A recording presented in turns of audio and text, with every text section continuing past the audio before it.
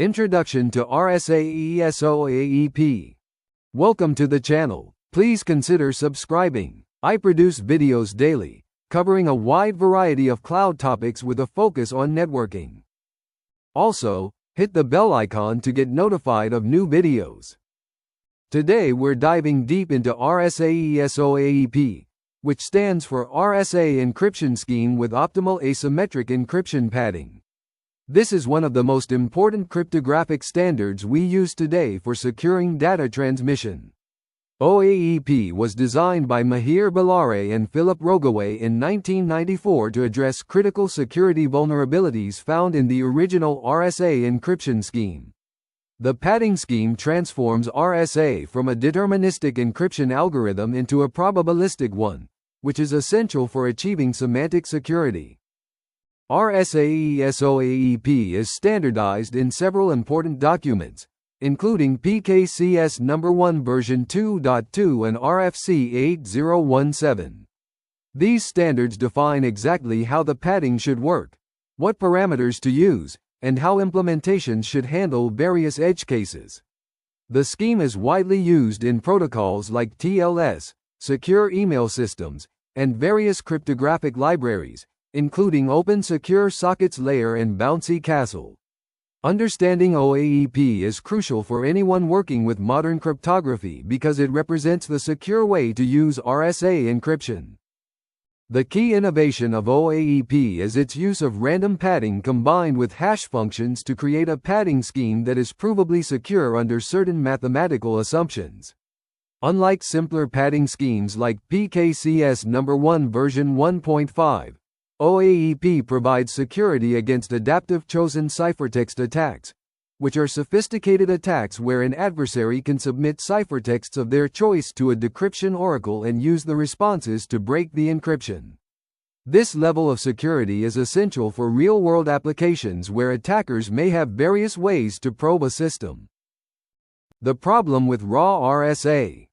Before we discuss OAEP, let's understand why we cannot simply use RSA encryption directly without padding. Raw RSA, also known as textbook RSA, is a deterministic encryption scheme. This means if you encrypt the exact same message twice with the same public key, you will always get the exact same ciphertext. While this property might seem harmless, it creates massive security problems in practice. Deterministic encryption leaks information about the plaintext. If an attacker sees the same ciphertext appear multiple times, they know the same message was sent multiple times. Even worse, an attacker can build a dictionary of encrypted common messages and compare ciphertexts against this dictionary. For example, if you are encrypting credit card approval decisions that are just the words yes or no, an attacker could encrypt both words with your public key and then compare any ciphertext they intercept to determine which decision was made.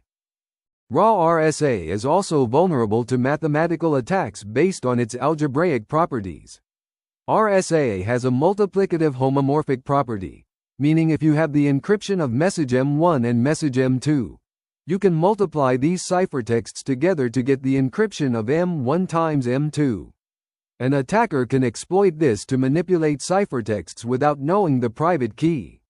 There are also attacks based on small message spaces, small encryption exponents, and various other mathematical properties of the RSA function. Another critical issue is that raw RSA has no randomness. Every time you encrypt a message, if you use the same public key, you get the same result. Modern security definitions require that encryption schemes be probabilistic, meaning they should produce different ciphertexts even when encrypting the same message multiple times. This randomness is essential for achieving what cryptographers call semantic security or indistinguishability under chosen plaintext attack, which ensures that an attacker cannot learn anything about the plaintext from the ciphertext except its length. OAEP Design Principles. OAEP, which stands for Optimal Asymmetric Encryption Padding, was designed to solve all the problems we just discussed with raw RSA. The design is based on several key principles that work together to create a secure encryption scheme. The first principle is randomization. OAEP introduces randomness into every encryption operation by generating a random seed value that is different each time you encrypt. This random seed is typically 256 bits or more of cryptographically secure random data, generated using a proper random number generator. The second principle is the use of hash functions. OAEP uses cryptographic hash functions, typically SHA-256 or SHA-512, as building blocks. These hash functions are used in two different ways within the padding scheme. One hash function is used to create what is called a mask generation function, which expands a short random value into a longer pseudo-random mask. The other hash function is used to create a hash of an optional label parameter. These hash functions provide both the randomization properties and the structural integrity needed for security proofs. The third principle is all-or-nothing transformation. OAEP is designed such that if even a single bit of the padded message is modified, the entire decryption fails. This is achieved by cross-coupling the message and the random seed, using the mask generation functions. Any tampering with the ciphertext will cause the decryption to fail with overwhelming probability. This prevents various types of attacks where adversaries attempt to manipulate ciphertexts to learn information about plain texts. The fourth principle is provable security.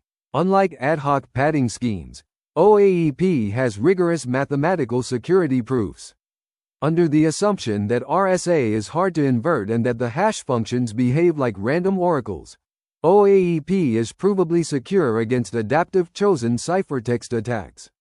This means that even if an attacker has access to a decryption oracle that will decrypt any ciphertext except the target ciphertext, they still cannot break the encryption.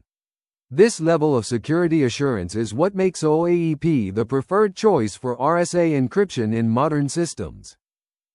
OAEP padding structure.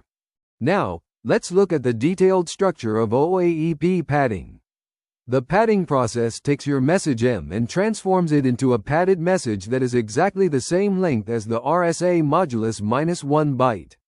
This padded message is then encrypted using the RSA public key. The structure of the padded message is carefully designed to incorporate randomness and cross-coupling that provides security.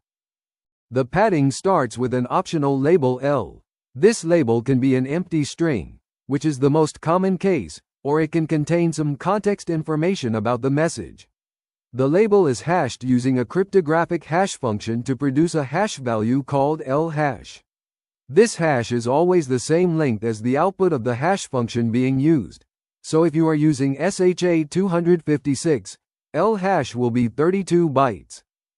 Next, we have a padding string PS which consists of 0 bytes. The length of this padding string is calculated to make the total padded message the right size. After the padding string, we have a single byte with value 0x01, which acts as a delimiter to separate the padding from the actual message. Then comes your actual message M that you want to encrypt. All of these components, the L hash, the padding string PS, the delimiter byte 0x01, and your message M, are concatenated together to form what is called the data block DB.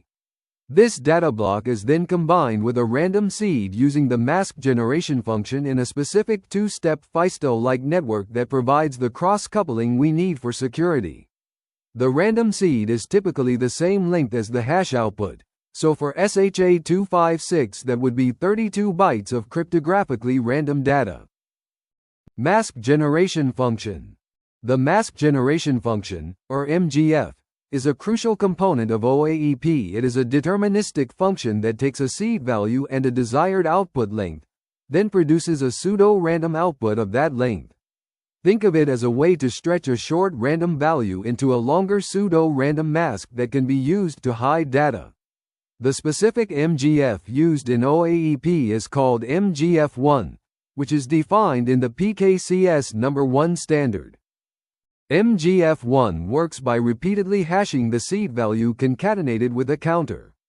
Let's say you have a seed S and you want to generate a mask of length L bytes. MGF1 will compute the hash of S concatenated with the counter value 0, then S concatenated with 1, then S concatenated with 2, and so on. Each hash produces a fixed number of bytes depending on which hash function you're using. For SHA-256, each hash produces 32 bytes. You keep generating these hashes and concatenating them together until you have at least L bytes.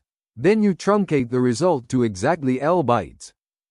The reason for using MGF instead of just using the seed directly is that the seed is typically the same length as the hash output. Maybe 32 bytes for SHA-256, but we need to generate masks that are much longer than this. The data block DB that we need to mask might be several hundred bytes long, depending on your RSA key size.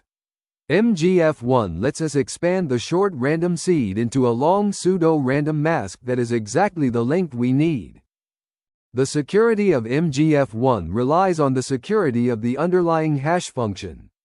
If the hash function produces output that looks random, then MGF1's output will also look random. This is part of the random oracle assumption that is used in the security proofs for OAEP in practice. MGF1 with SHA-256 or SHA-512 is considered very secure, and there are no known attacks against it when used properly within the OAEP construction. OAEP encryption process.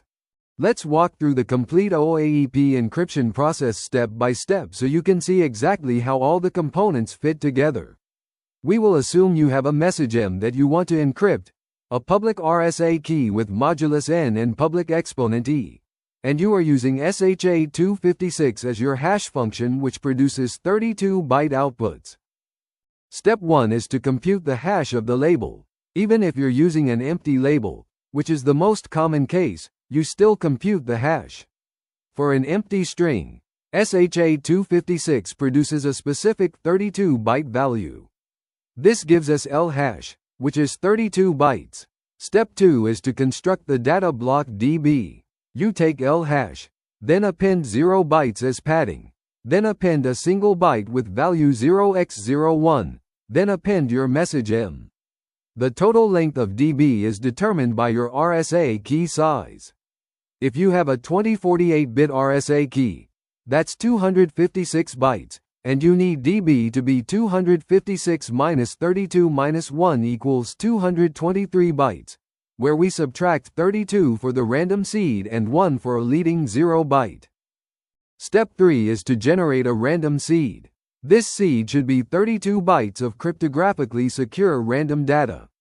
You must use a proper cryptographic random number generator for this, not a simple pseudo-random number generator. The security of the entire encryption depends on this seed being truly random and unpredictable. Step 4 is to compute a mask using MGF1. You call MGF1 with the random seed as input and request an output length equal to the length of DB, which in our example is 223 bytes. This gives you DB mask, a 223-byte pseudo-random mask. Step 5 is to XOR the data block DB with DB mask to get mask DB. This is a bitwise XOR operation, so each byte of DB is XO-read with the corresponding byte of DB mask. For step 6, you compute another mask. You call MGF1 again, but this time using masked DB as the seed. You request an output length equal to the seed length, which is 32 bytes. This provides the seed mask. For step 7, you XOR the original random seed with seed mask to get masked seed. Again, this is a bitwise XOR of the 32-byte seed with the 32-byte seed mask. Step 8 is to assemble the final padded message. You start with a single byte of value hex 00, then append masked seed, which is 32 bytes, then append masked DB, which is 223 bytes. The total is 256 bytes, which matches your RSA key size. This padded message is called the encoded message EM. Finally, step 9 is to convert EM to an integer and encrypt it using the RSA public key. You compute ciphertext C equals EM raised to the power E mod n, where E is the public exponent and n is the modulus. This ciphertext C is what you transmit to the recipient. OAEP decryption process. The decryption process reverses everything we just did in encryption, but with careful checks at each step to detect any tampering or errors. Let's walk through it, assuming you receive a ciphertext C and you have the private RSA key with modulus n and private exponent d. You are still using SHA-256 as the hash function. Step 1 is to decrypt the ciphertext using RSA. You compute EM equals C raised to the power d mod n. This should give you back the 256-byte encoded message that was created during encryption. Step 2 is to separate the encoded message into its components. The first byte should be 0x00. If it is not, the decryption fails immediately. The next 32 bytes are masked seed. The remaining 223 bytes are masked DB. You need to verify that the total length matches your key size. Otherwise, the decryption fails. Step 3 is to recover the seed. You call MGF1 with masked DB as the input and request 32 bytes of output. This gives you seed mask. Then you XOR masked seed with seed mask to recover the original seed. Remember that masked seed was created by XO ring seed with seed mask. So XO ring again reverses the operation because XOR is its own inverse. Step 4 is to recover the data block. You call MGF1 with the recovered seed as input and request 223 bytes of output. This gives you DB mask. Then you XOR masked DB with DB mask to recover DB. Step 5 is to parse the data block, DB. You know that DB should start with L hash, which is 32 bytes long. Extract these first 32 bytes and call them L hash prime. Next, you need to find the 0x01 delimiter byte. Scan through the remaining bytes, looking for the first non-zero byte. If you find a byte that's not 0x00 and not 0x01, then the decryption fails. If you find 0x01, everything after that byte is your message. Step 6 is to verify the label hash. Compute the hash of the label. This should give you the same value as when you encrypted. Compare this computed hash with L hash prime, which you extracted from DB. If they do not match, the decryption fails. If all these checks pass, you've successfully recovered the message M. The important thing to understand is that any tampering with the ciphertext, any bit flips, any modifications, will cause one of these checks to fail. The cross-coupling between the seed and the data block through the MGF operations means that you can't change one without affecting the other, and you can't predict how to change the ciphertext to produce a desired change in the plaintext. This is what makes OAEP secure against chosen ciphertext attacks. Security properties of OAEP. OAEP provides several important security properties that make it suitable for real-world use. The first and most important property is semantic security, also called indistinguishability under chosen plaintext attack, or INDCPA. This means that if you encrypt the same message twice, you will get different ciphertexts because of the random seed that is generated each time. An attacker who sees multiple ciphertexts cannot tell which ones encrypt the same message, nor learn any partial information about the plain texts. The second property is security against adaptive chosen ciphertext attacks, abbreviated as INDCCA2. This is a very strong security notion. It means that even if an attacker has access to a decryption oracle that will decrypt any ciphertext except the challenged ciphertext, the attacker still cannot break the encryption. In the real world, this models situations where an attacker might be able to submit crafted messages to a system and observe how the system responds, potentially learning information from error messages or timing differences. OAEP is designed to prevent all such attacks. The security proof for OAEP operates in the random oracle model. This is a theoretical framework where hash functions are assumed to behave like truly random functions. In this model, Bellare and Rogaway proved that OAEP is secure if the RSA problem is hard. The RSA problem is the problem of inverting the RSA function without knowing the private key. While the random oracle model is an idealization and real hash functions are not truly random, the proof still gives us strong confidence in OAEP's security. No practical attacks have been found against OAEP when implemented correctly with secure parameters. One important aspect of OAEP's security is that it requires careful implementation. The padding must be checked completely during decryption, and any errors must be handled in constant time to prevent timing attacks. If an implementation reveals through timing differences or error messages exactly where the padding validation failed, an attacker can exploit this to mount what's called a padding oracle attack. The Bleikenbacher attack against PKCS number 1 version 1.5 padding is a famous example of such an attack. OAEP is designed to resist these attacks, but only if implemented properly with constant time checking and generic error messages. Parameter selection and key sizes. Choosing the right parameters for RSAES-OAEP is crucial for security. The first parameter to choose is the RSA key size. Modern standards recommend at least 2048-bit RSA keys for general use. A 2048-bit key provides roughly 112 bits of security, which is considered adequate for most applications until at least 2030 according to NIST guidelines.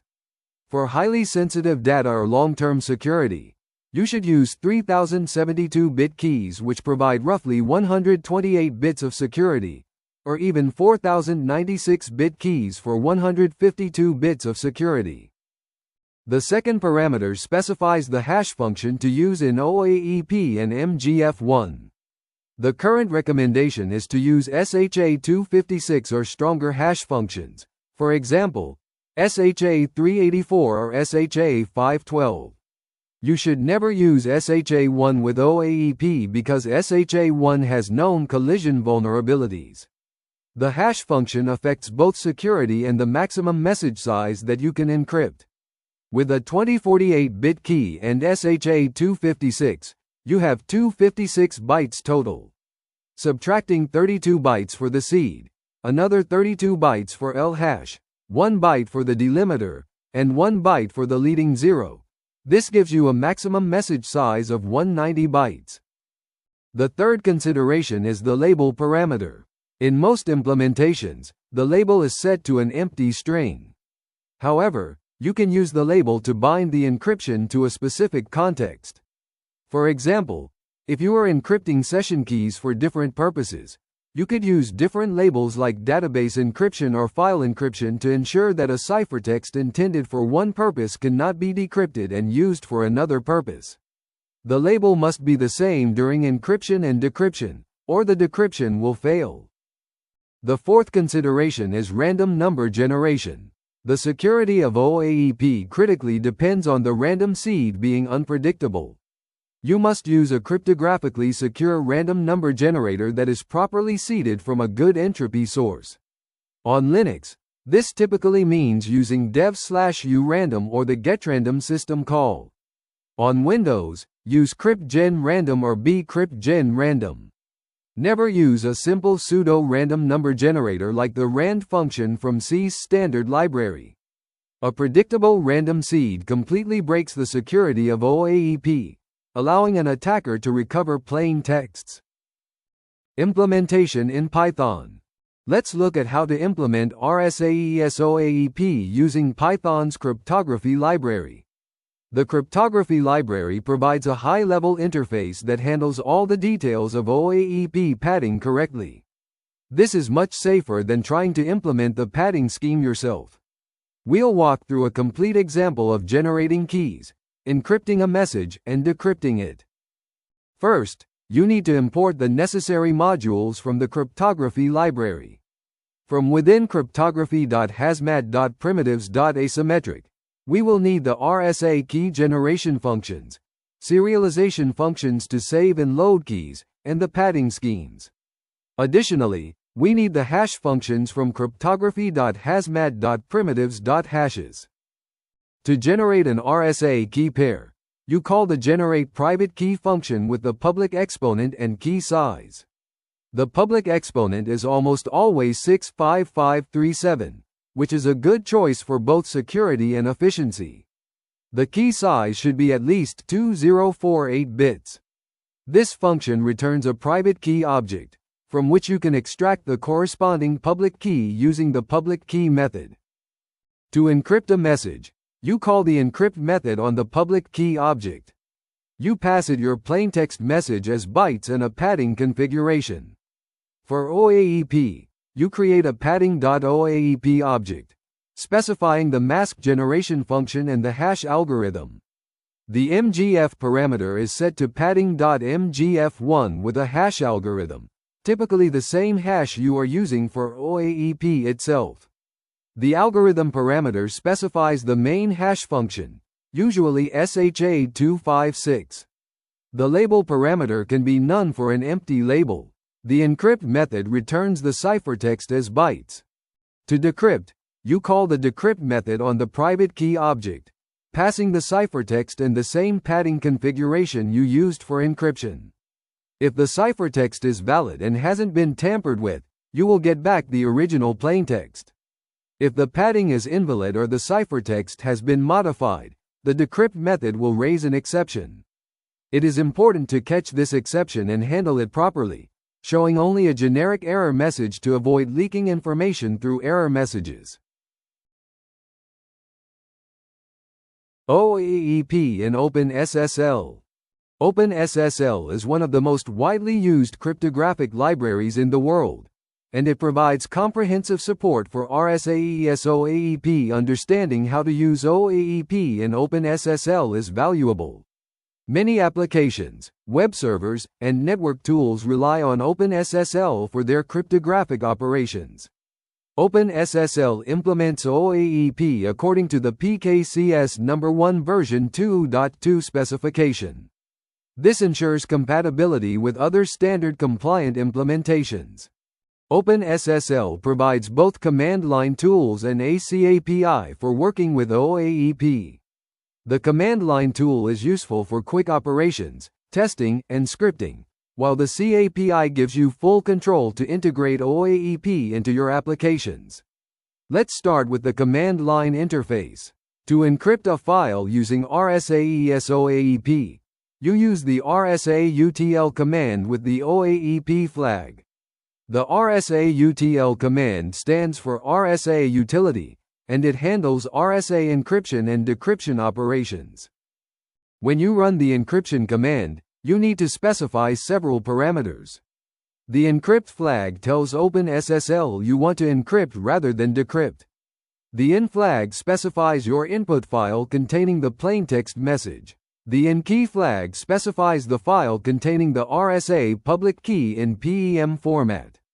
The PUBIN flag indicates that the key file contains a public key rather than a private key.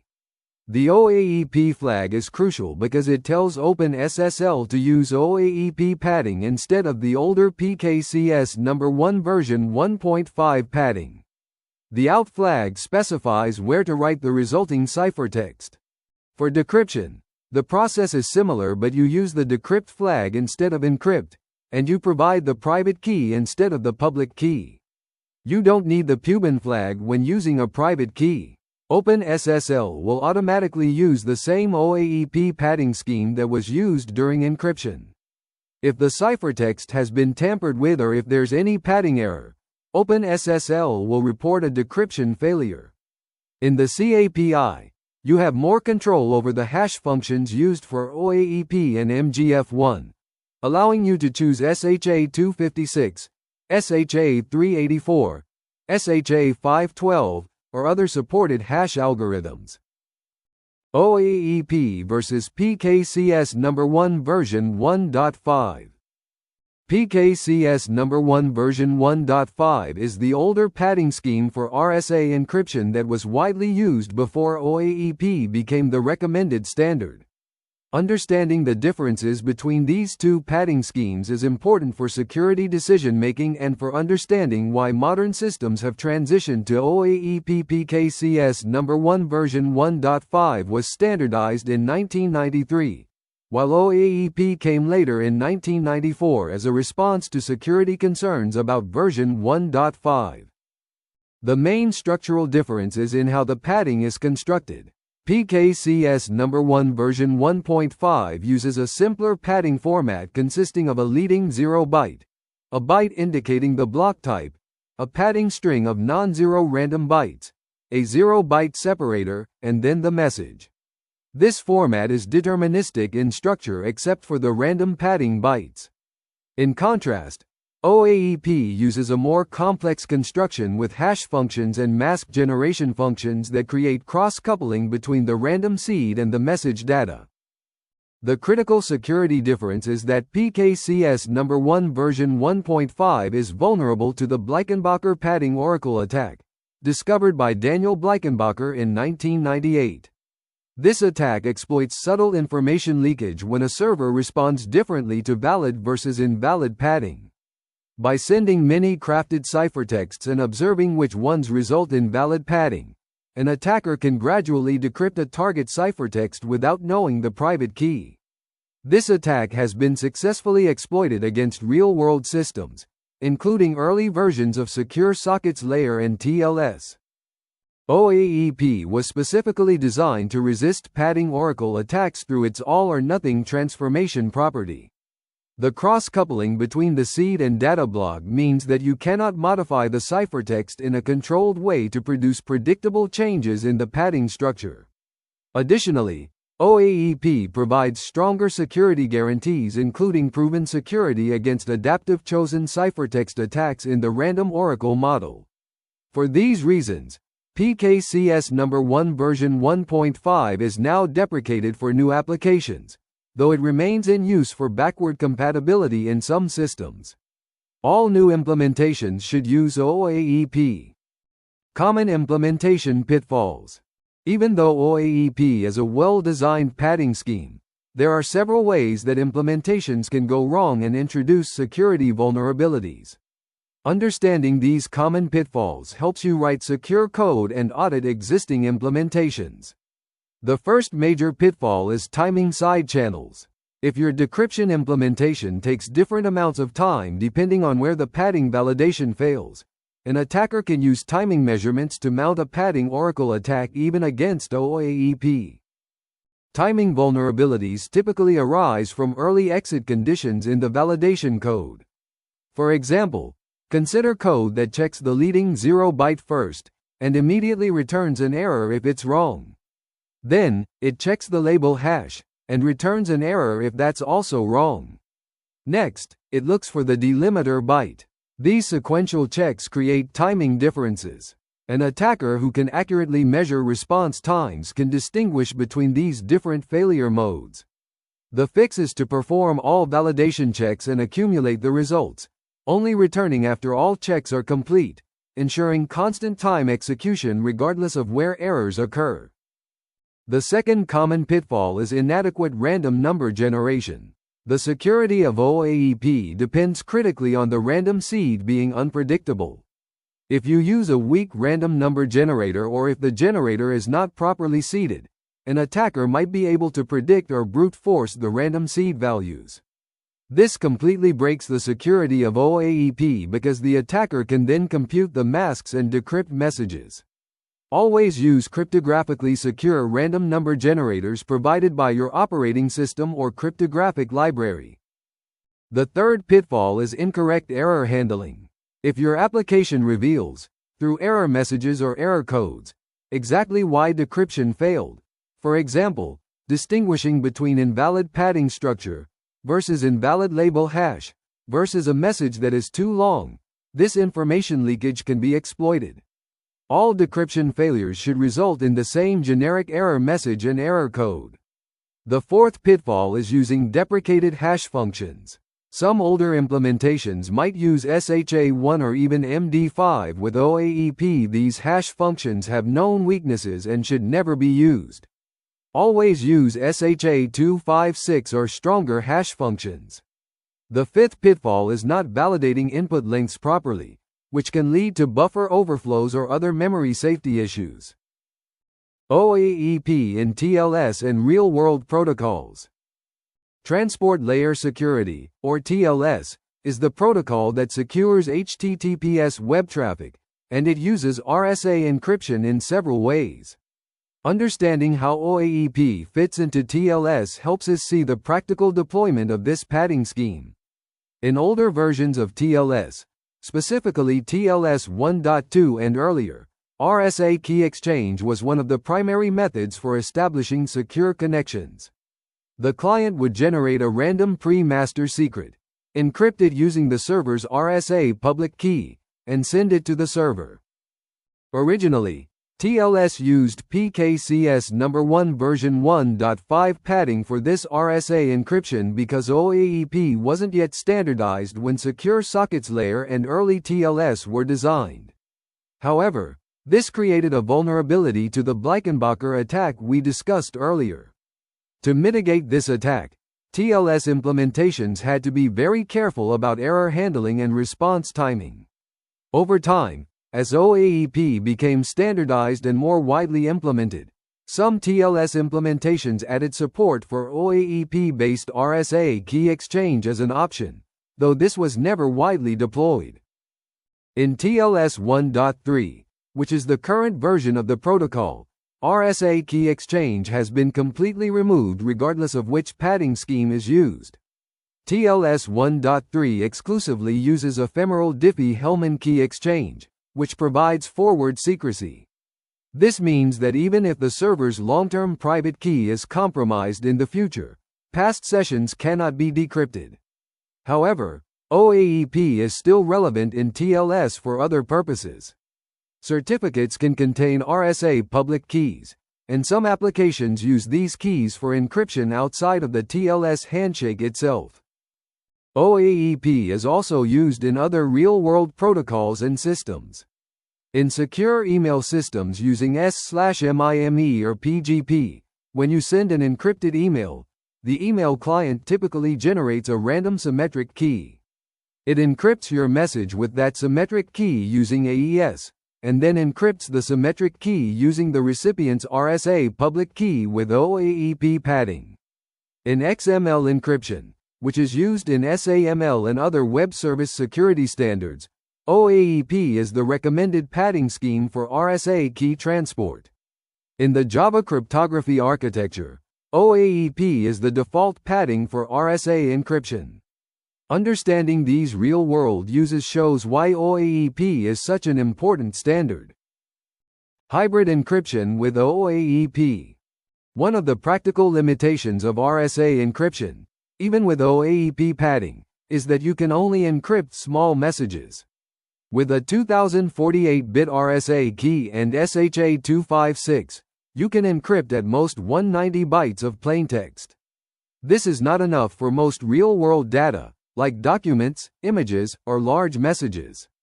The solution is hybrid encryption, which combines the strengths of asymmetric encryption like RSA with the efficiency of symmetric encryption like AES. In a hybrid encryption scheme, you do not encrypt the actual data with RSA. Instead, you generate a random symmetric key, typically a 256-bit AES key, and encrypt your data with that AES key using a mode like AES-GCM, which provides both confidentiality and authentication. Then, you encrypt the AES key itself using RSA with OAEP padding. The result is a package containing the RSA encrypted symmetric key and the symmetrically encrypted data. This approach lets you encrypt arbitrarily large amounts of data while still gaining the benefits of public key cryptography. Let's walk through a concrete example. Suppose Alice wants to send a 10 megabyte file to Bob. Bob has published his RSA public key. Alice generates a random 256-bit AES key using a cryptographically secure random number generator. She encrypts the 10 megabyte file using AES-256 GCM with this key, which produces an encrypted file and an authentication tag. Then Alice encrypts the 32-byte AES key using Bob's RSA public key with OAEP padding. This produces a 256-byte RSA ciphertext assuming Bob uses a 2048-bit key. Alice sends both the RSA ciphertext containing the encrypted AES key and the AES-GCM ciphertext containing the encrypted file to Bob. When Bob receives these two ciphertexts, he first decrypts the RSA ciphertext using his RSA private key and OAEP padding. This recovers the 32-byte AES key. Then Bob uses this AES key to decrypt the AES-GCM ciphertext, which gives him the original 10 megabyte file. The authentication tag from AES-GCM ensures that the file hasn't been tampered with. This hybrid approach is much more efficient than trying to encrypt large files directly with RSA. It's also how most real-world systems work, including encrypted email, file encryption systems, and secure messaging applications. The symmetric key is often called a data encryption key or DEK, while the RSA encrypted version is called a key encryption key or KEK. Timing attacks against OAEP. Timing attacks are a sophisticated class of side-channel attacks where an adversary measures how long cryptographic operations take and uses these timing measurements to extract secret information. Even though OAEP is designed to be secure against chosen-ciphertext attacks in theory, practical implementations can be vulnerable to timing attacks if they are not carefully written. Understanding these attacks is crucial for implementing OAEP securely. The basic principle of a timing attack against OAEP is that different types of padding errors might take different amounts of time to detect. For example, consider the decryption process. After the RSA operation, the implementation checks if the first byte is 0. If it is not, decryption fails. Then it extracts masked seed and masked DB, computes the MGF operations to recover the seed and data block, checks if the label hash matches, and looks for the 0x01 delimiter byte. If any of these checks fails, decryption should fail. A naive implementation might return immediately, as soon as it detects the first error. This creates observable timing differences. For example, if the first byte is wrong, the function returns very quickly. However, if the first byte is correct but the label hash is wrong, the function takes longer. This is because it has to compute the MGF operations before detecting the error. An attacker who can submit many crafted ciphertexts and measure response times can distinguish between these cases. By carefully crafting ciphertexts and analyzing timing patterns, the attacker might be able to gradually recover information about plain texts. The defense against timing attacks is to implement constant time validation. This means the decryption function should take the same amount of time regardless of where or whether an error occurs. Rather than returning immediately if an error is found, set an error flag and continue with all remaining checks. Use bitwise operations to accumulate error conditions without branching. Only after completing all validation steps should you check the accumulated error flag and return. Additionally, use constant time comparison functions when comparing the label hash, instead of a byte-by-byte comparison that could short-circuit at the first difference. Modern cryptographic libraries provide constant time comparison functions specifically for this purpose. Some implementations also add random delays or normalize execution time to further resist timing analysis. RFC 8017 Specification Details. RFC 8017, published in November 2016, is the authoritative specification for PKCS No. 1 version 2.2. which includes the complete definition of RSAES-OAEP. This RFC superseded the earlier RFC 3447 and provides detailed algorithmic specifications, security considerations, and implementation guidelines. Understanding the key aspects of this specification helps ensure correct and secure implementations of OAEP. The RFC defines OAEP in terms of precise mathematical operations and data structures. It specifies the exact format of the encoded message, including the positioning of each component. The specification uses specific notation where the double vertical bar symbol represents concatenation of byte strings, the XOR symbol represents bitwise exclusive OR operations, and function calls like MGF and hash are precisely defined with their input and output types. This level of precision is necessary to ensure that different implementations can interoperate correctly. One important aspect of RFC 8017 is its security considerations section. The specification explicitly warns about the importance of using cryptographically secure random number generators for the seed value.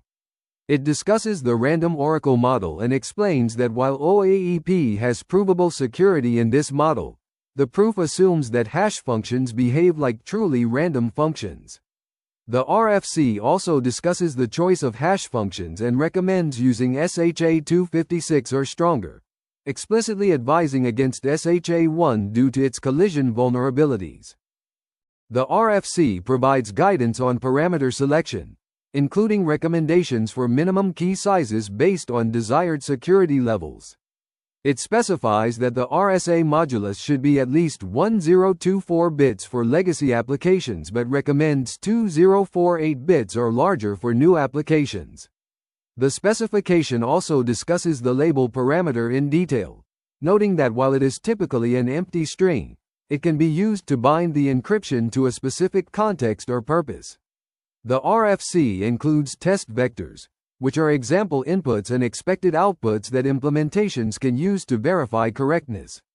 These test vectors cover various scenarios including different key sizes, hash functions, and message lengths, providing a comprehensive testing framework for implementers.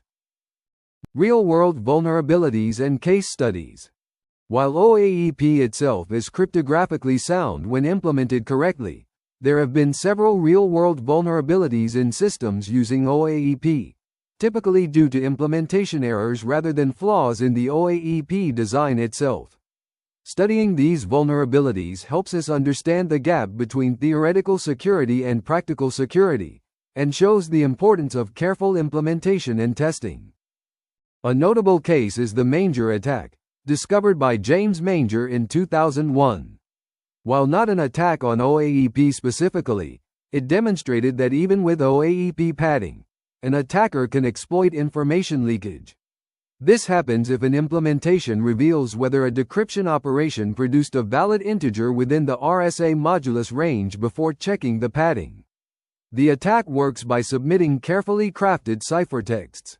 The attacker then observes if the server indicates that the resulting value after RSA decryption is in range or out of range. This seemingly innocuous information leakage can be exploited to gradually decrypt messages. The fix is to ensure that all validation happens together, and only generic error messages are returned. Another case study involves timing vulnerabilities in various cryptographic libraries. In 2012, researchers demonstrated timing attacks against OpenSSL's RSA implementation that could, under certain conditions, extract private key information.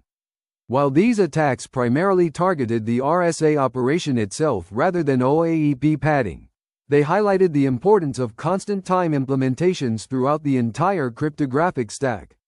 Any timing variation in any part of the decryption process can potentially be exploited. There have also been issues with random number generation in deployed systems. In 2008, Debian's OpenSSL package had a bug that severely weakened the random number generator, making it predictable. This affected all cryptographic operations, including OAEP encryption, because the random seeds became predictable. Attackers could enumerate the small space of possible seeds and break encryptions. This demonstrates that even with perfect OAEP implementation, the security depends on every component of the system being correct. More recently, researchers have found implementations that used weak random number generators on embedded devices or that did not properly seed the random number generator at startup, leading to repeated or predictable seeds. Best practices and recommendations. Based on years of research, standardization efforts, and real-world deployment experience, the cryptographic community has developed a set of best practices for using RSAES-OAEP securely. Following these recommendations helps ensure that your implementations achieve the security guarantees that OAEP is designed to provide. Let's walk through the key recommendations across different aspects of using OAEP. For key generation and management, always use key sizes of at least 2048 bits for RSA keys, and prefer 3072 or 4096 bits for high-security applications or data with long-term secrecy requirements. Use a public exponent of 65537, which provides a good balance of security and performance. Generate keys using cryptographically secure random number generators and protect private keys with strong access controls and encryption when stored. Consider using hardware security modules or HSMs for high-value keys. Implement proper key rotation policies and have procedures for key compromise recovery. For algorithm parameters, always use SHA-256 or stronger hash functions like SHA-384 or SHA-512. Never use SHA-1 or MD5 with OAEP regardless of backward compatibility pressures. Use the same hash function for both the main OAEP hash and MGF1 unless you have a specific reason to do otherwise. For the label parameter, use an empty string unless you have a specific need for context binding, and document clearly if you use non-empty labels. Ensure that the same label is used during encryption and decryption or operations will fail. When implementing, never implement OAEP yourself, unless you're a cryptography expert and have your implementation reviewed by other experts. Use well-tested, widely deployed cryptographic libraries like OpenSSL, Bouncy Castle, or the Python cryptography library. Ensure all padding validation is done in constant time to prevent timing attacks. Use constant time comparison functions for comparing hash values. Return only generic error messages when decryption fails, never specific information about which validation check failed. Validate all input lengths and ranges to prevent buffer overflows and other memory safety issues. For random number generation, use only cryptographically secure random number generators provided by your operating system or trusted cryptographic libraries. On Linux, use dev, urandom or getrandom. On Windows, use cryptgenrandom or bcryptgenrandom. Ensure your random number generator is properly seeded at application startup. Never use simple pseudo-random number generators like CS-rand function or similar. For large messages, use hybrid encryption where you generate a random symmetric key, encrypt the data with AES-GCM, and encrypt the symmetric key with RSAES-OAEP. Finally, keep your cryptographic libraries updated to benefit from security patches and improvements. Conclusion and future directions. RSAES-OAEP represents a major advancement in public key encryption, transforming RSA from a deterministic encryption scheme vulnerable to various attacks into a probabilistic encryption scheme with provable security properties. Through its clever use of hash functions, mask generation functions, and cross-coupling between random seeds and message data, OAEP achieves security against adaptive chosen-ciphertext attacks, which is the gold standard for encryption security. The padding scheme has been thoroughly analyzed by the cryptographic research community and has stood up to decades of scrutiny. We've covered the mathematical foundations of OAEP, including the detailed structure of the padding, the encryption and decryption algorithms, and the role of MGF1 in creating pseudo-random masks. We've discussed security properties, including semantic security and CCA2 security, and we've examined how OAEP prevents the various attacks that plague simpler padding schemes. We've looked at practical implementation aspects, including parameter selection, common pitfalls, and best practices for secure deployment. We've also explored how OAEP fits into real-world protocols and systems, including TLS, secure email, and hybrid encryption schemes.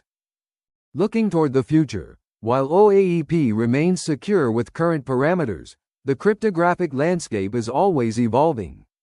Quantum computing poses a long-term threat to RSA and all current public key cryptography based on integer factorization or discrete logarithm problems. NIST is currently standardizing post-quantum cryptographic algorithms that will be resistant to quantum attacks. These new algorithms will require their own padding and security mechanisms. However, for classical computing environments, OAEP with appropriate parameters remains secure and will continue to be widely used for many years. The lessons learned from OAEP's design and deployment are valuable beyond just RSA encryption. The importance of randomization, the use of provable security, the need for constant time implementations, and the attention to side-channel attacks are all principles that apply broadly across cryptographic systems. Whether you're implementing OAEP, using it in your applications, or studying it to understand modern cryptography, the key takeaway is that security requires attention to every detail from the mathematical design through the implementation and deployment. Thank you for your attendance. Please consider subscribing to the channel.